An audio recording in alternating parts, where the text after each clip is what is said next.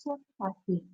Assalamualaikum, selamat siang Ibu Iwasi, apa kabarnya hari ini? Salam, selamat siang juga Ibu. Alhamdulillah, hari ini baik. Ya, maaf mengganggu waktunya ya Bu ya. Begini Bu, kemarin saya sudah menyampaikan kepada Bu Iwasi kalau saya mendapatkan tugas untuk melakukan supervisi di kelas Ibu. Nah, untuk supervisi ini ada 3 tahapannya Bu. Yang pertama yaitu pra observasi ini, yang kedua observasi di kelas, dan yang ketiga nanti pasca observasi. Nah, di mana harapan kita sama-sama nanti ini bisa dapat berdiskusi dan bertukar pikiran terkait kesiapan Ibu Iwasi untuk melakukan supervisi.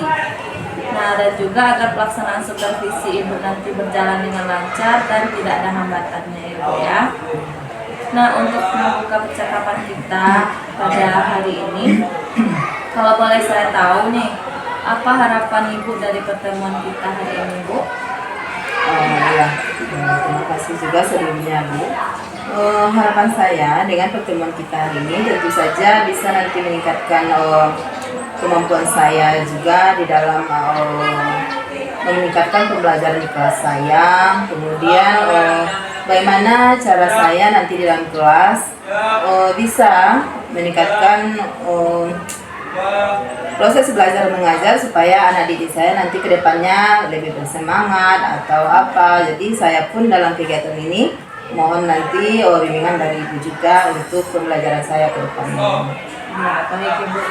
Nah, tujuan kita hari ini untuk berdiskusi tentang persiapan Ibu untuk melakukan supervisi besok ya Bu ya. Nah, kalau boleh saya tahu, besok Ibu akan menyampaikan materi tentang apa ya Bu ya? Oh iya, kebetulan besok itu materi di kelas saya adalah PPKN atau Pendidikan Pancasila. Yang tema yang akan kami bahas besok itu adalah tentang hak dan kewajiban seorang anak, baik itu di rumah, di sekolah, di masyarakat ataupun sebagai warga negara. Oh begitu. Iya. Jadi tentang hak dan kewajiban ya Bu Iya, ya. iya.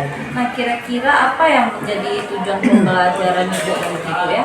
Ya, tujuan pembelajaran saya yang sudah saya rancang untuk kegiatan besok itu, yang pertama, peserta didik nanti mampu mengidentifikasi haknya di rumah, di sekolah, di masyarakat ataupun haknya sebagai warga negara. Kemudian tujuan yang kedua, peserta didik mampu mengidentifikasi kewajibannya sebagai anak, baik itu di sekolah, di rumah, di masyarakat ataupun sebagai warga negara itu. Baik, luar biasa sekali ya Bu Iwasi. Nah, nanti tujuan pembelajaran ini apa nih area yang akan Ibu kembangkan dalam tujuan ini Bu? Area yang akan saya kembangkan kira-kira dalam proses pembelajaran saya nanti berhubung siswa saya setelah saya melakukan asesmen sebelumnya, tentu kemampuan siswa dalam menangkap pembelajaran itu berbeda-beda ya. Ada siswa saya yang gaya belajarnya visual atau audio ataupun kinestetik. Tentu saja yang saya rancang nanti disesuaikan dengan gaya belajar peserta didik saya juga begitu. Iya, bagus sekali Bu. Jadi pembelajarannya berdiferensiasi gitu ya Bu ya. Nah, luar biasa. Nah, kalau boleh saya tahu nih Bu, apa saja yang sudah Ibu persiapkan untuk supervisi besok Bu?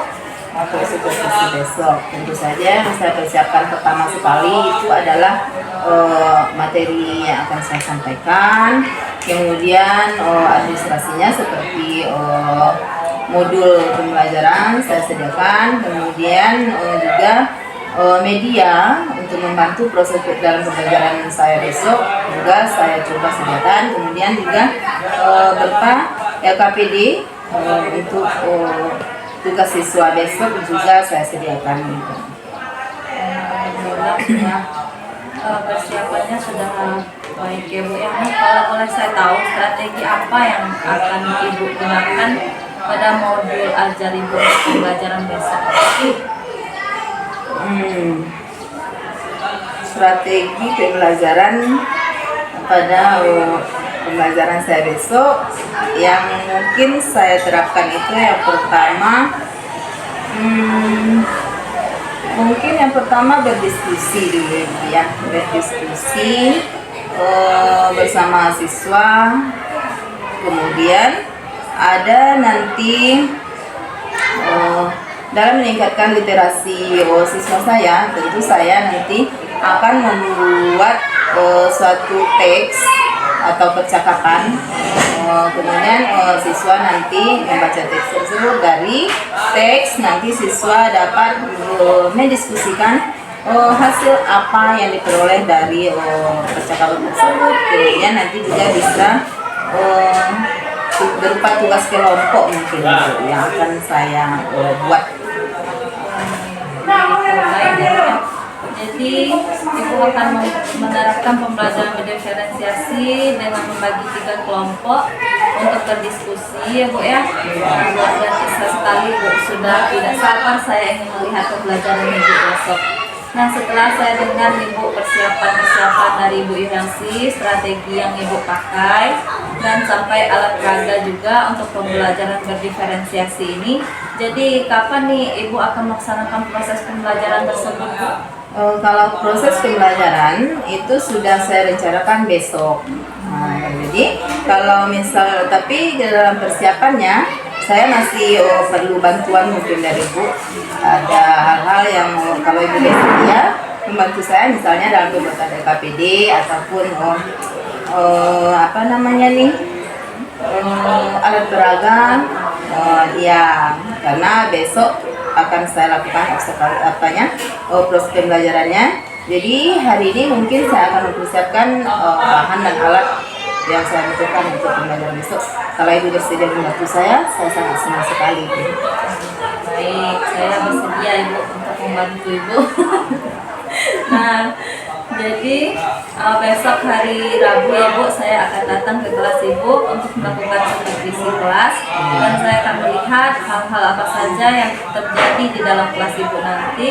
Dan setelah Ibu melakukan kegiatan pembelajaran, kita akan percakapan kembali, yaitu pasca observasi yang nanti akan didampingi oleh Ibu pengajar praktik saya. Sebelum kita akhiri, kira-kira apa yang ingin Ibu dapatkan dari hasil pembicaraan kita ini Bu? Apakah sudah dapat? Oh, tentu saja banyak sekali hal yang ingin saya pelajari dari buku utamanya ya, tentang pembelajaran saya besok. Tapi harapannya nanti setelah saya melakukan kegiatan ini, kemudian Ibu memberikan penilaian kepada saya, tentu saja ke depannya saya ingin nanti Ibu memberikan saya masukan-masukan bagaimana caranya supaya pembelajaran saya di kelas nanti semakin hari semakin baik ke depannya begitu. Banyak hal sekali. Namun setelah mungkin besok setelah melakukan kegiatan baru saya bisa minta saran dari Ibu bagaimana ke depannya supaya lebih baik. Ya, baik Ibu.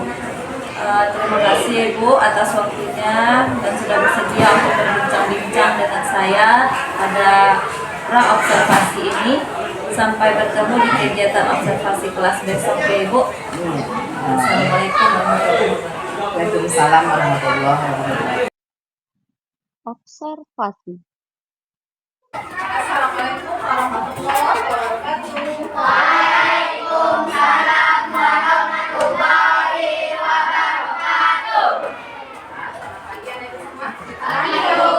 Bagaimana hari ini? Apakah semuanya sehat?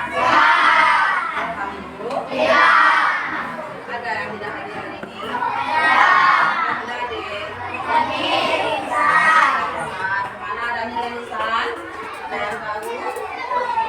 Dari mana? Solo. Oke, lisan.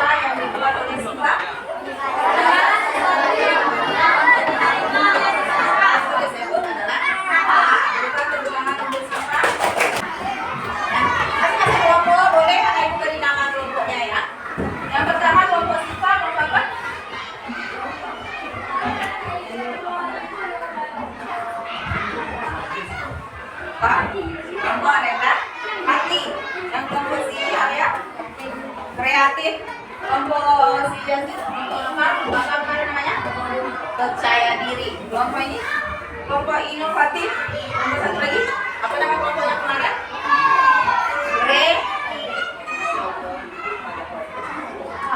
Nah, masing-masing kelompok dari nama kelompoknya. Ya. Nah, tugas kelompoknya di sini kita akan mencari. Boleh kan Anda buka bukunya? Kita akan mencari hak dan kewajiban.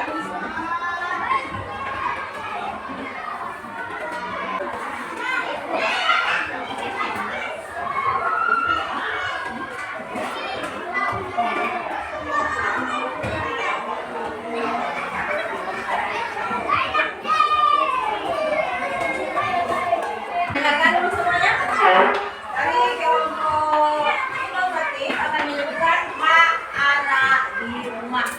Satu, apa saja hak kita sebagai anak di rumah kita? Yang pertama katanya haknya mendapatkan kasih sayang. Betul atau salah? Betul. Yang kedua, apa lagi hak kita sebagai anak di rumah? Selain mendapatkan kasih sayang,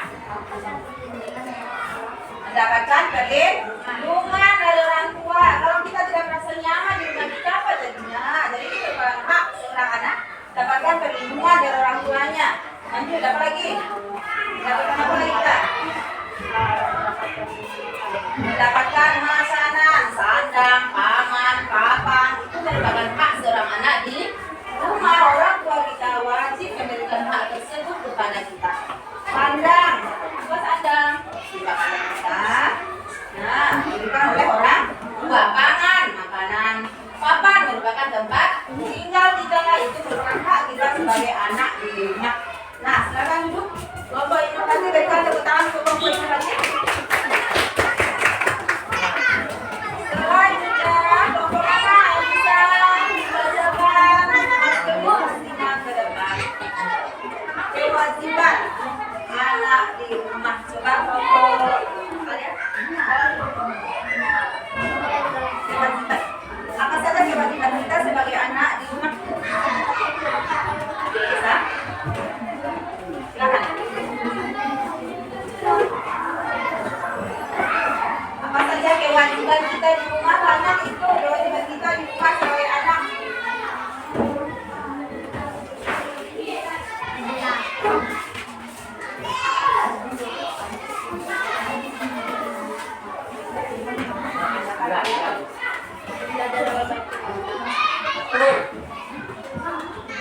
Dengar apa yang disebutkan oleh saya? Dengar. Satu, katanya tadi apa lagi? Menjaga nama baik keluarga. Satu lagi. Yang kedua, apa lagi kewajiban kita? Menjaga kebersihan rumah. Boleh. Bantu orang tua. Nah, dengarkan anak ibu semuanya. Satu, kewajiban kita di rumah adalah yang pertama, kata kelompok ayah. Yang pertama, menjaga nama baik keluarga, betul? Iya. Dua, ikut menjaga kebersihan rumah, betul? Kewajiban. Yang ketiga, membantu orang tua, mematuhi nasihat orang tua. Itu juga merupakan kewajiban. Banyak sekali kewajiban kita di rumah yang harus kita lakukan. Silakan untuk kelompok ayah. Kita untuk kelompok ayah. Nah, anak ibu semua, kita sudah membahas tentang hak dan kewajiban kita, baik itu di rumah, di sekolah, kemudian mana lagi tadi?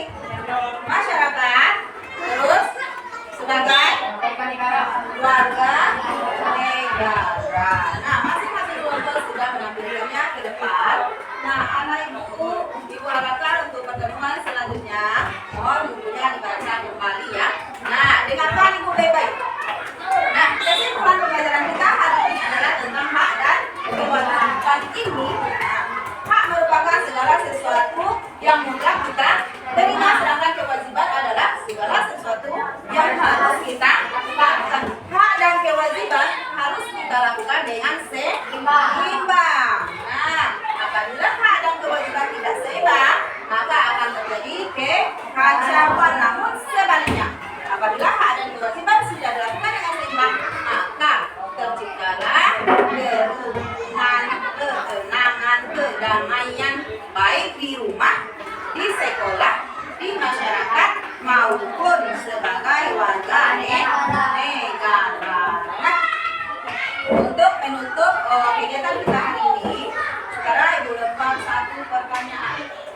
Siapa yang bisa menjawab atau kelompok mana yang bisa menjawab?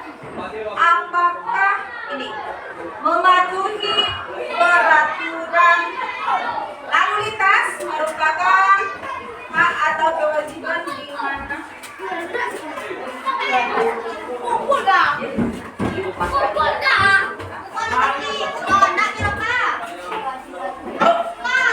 Kewajiban kita sebagai warga negara. Dengarkan lagi.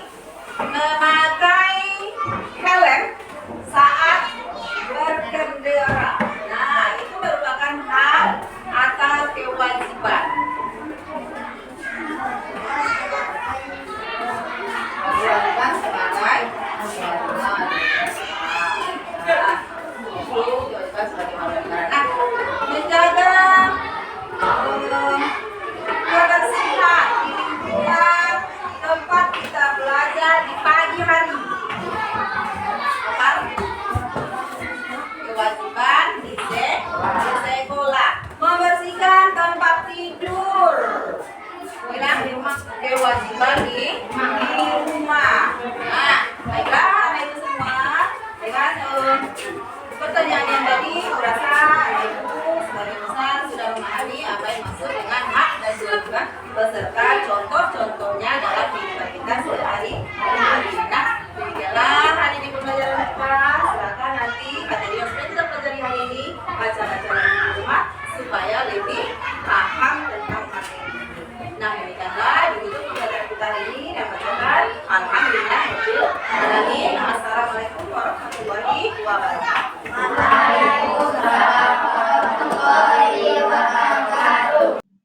Pasca observasi. Assalamualaikum warahmatullahi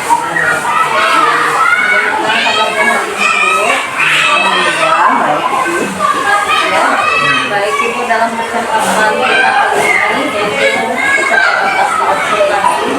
Hari ini saya akan memberikan pertanyaan-pertanyaan kepada Ibu terkait dengan jalannya observasi atau pembelajaran di dalam buku yang sudah kita lakukan kemarin. Nah, tujuannya untuk mengevaluasi sejauh mana proses pembelajaran yang sudah dilakukan. Nah, untuk pertanyaan pertama, saya ingin bertanya bagaimana perasaan Ibu terkait dengan jalannya kegiatan observasi kemarin.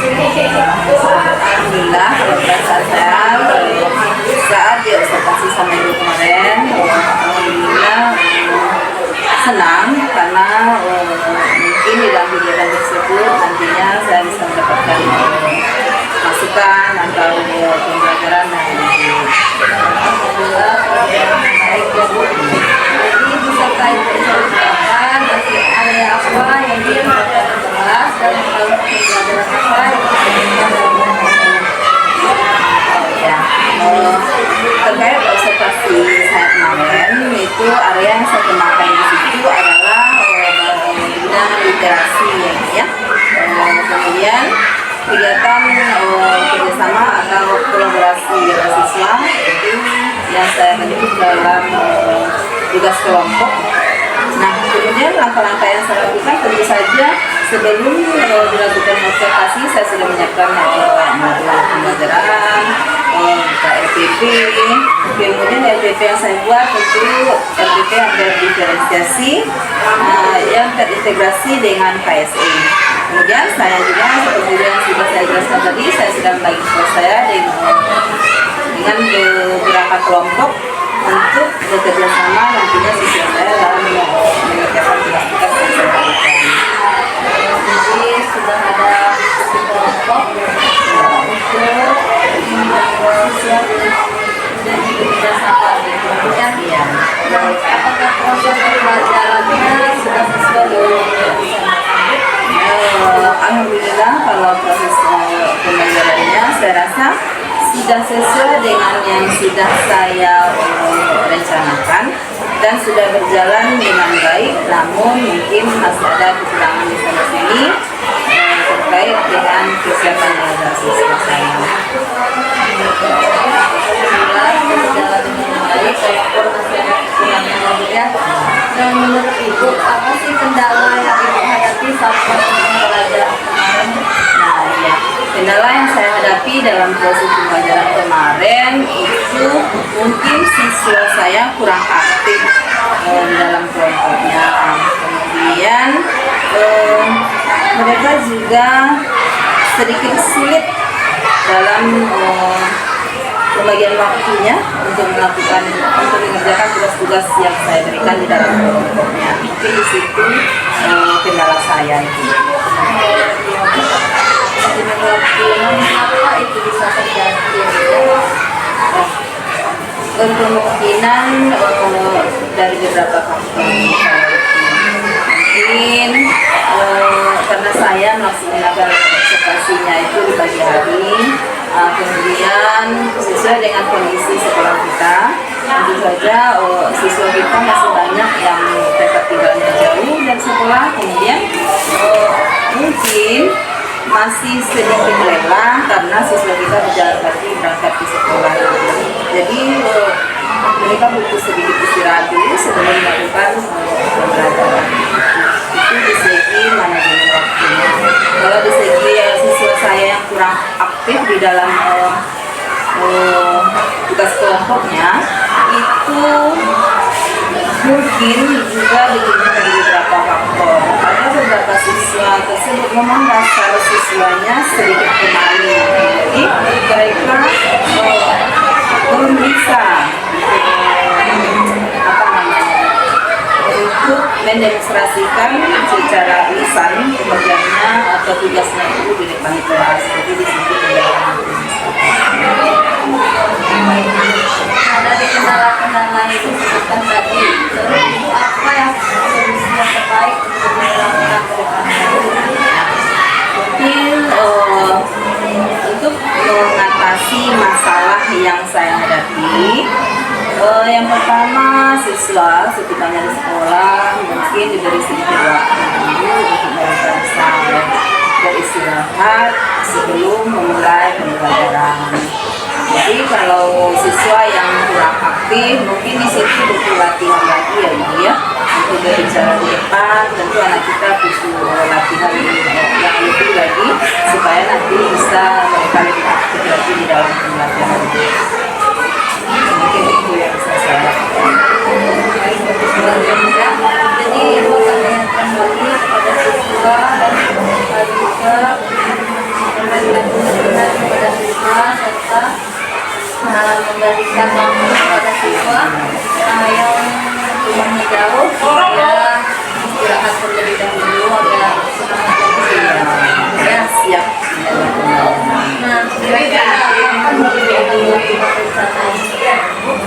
Rencana itu mungkin akan saya lakukan setelah kita pasca observasi ya. Jadi untuk selanjutnya mungkin saya menyampaikan atau mengingatkan kembali betapa pentingnya untuk siswa ini berlatih untuk bisa berbicara atau mengeluarkan pendapatnya secara lisan.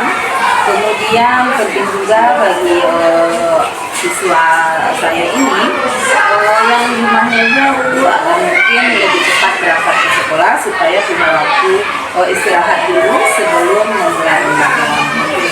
Setelah kegiatan kita ini itu akan saya lakukan. Baik sekali Bu. Nah, maka rencana ini akan terbaik saja. Terima kasih atas jawaban-jawabannya Bu. Catatan pasca observasi kita. Baik, terima kasih Bu atas waktunya. Kita berikan kepada Ibu Raida untuk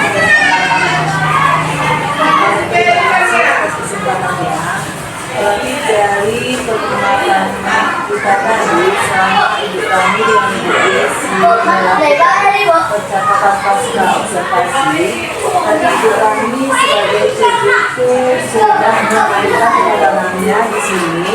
Kenapa? Karena tadi saya lihat dari pembicaraannya pada pasca observasi dari ibu kami menanyakan terlebih dahulu apa-apa kendala yang ditemui selama melaksanakan pembelajaran. Dan dari pertanyaan-pertanyaan yang kami berikan, Bu Yesi menemukan sendiri apa-apa nanti cara atau bagaimana cara untuk untuk mengatasi kendala tersebut. Jadi berarti dari sini bisa kita simpulkan, Ibu Yani sudah melakukan observasi. Berarti dari sini sebelum saya lebih melihat videonya, berarti bisa diambil kesimpulan sementara Ibu Yani sudah bisa membawa teman sejawatnya untuk membuat RPP yang seperti yang telah ditugaskan, melakukan observasi dimulai dengan pra observasi dan supervisinya, terus sekarang pasca observasi. Terima kasih kepada Ibu Rani dan Ibu Yesi setelah membantu CBP kami dalam melaksanakan tugasnya selama mengikuti pendidikan guru penggerak. Baik, terima kasih Ibu atas tanggapannya dan umpan balik dari Ibu. Akhir dari rangkaian kegiatan supervisi ini selesai dari percakapan pra-observasi, observasi, dan ini percakapan pasca observasi. Saya ucapkan banyak-banyak terima kasih kepada Ibu Idasi sebagai rekan sejawat dan Ibu Raida sebagai BP terbaik. Assalamualaikum warahmatullahi wabarakatuh. Waalaikumsalam warahmatullahi wabarakatuh. Terima kasih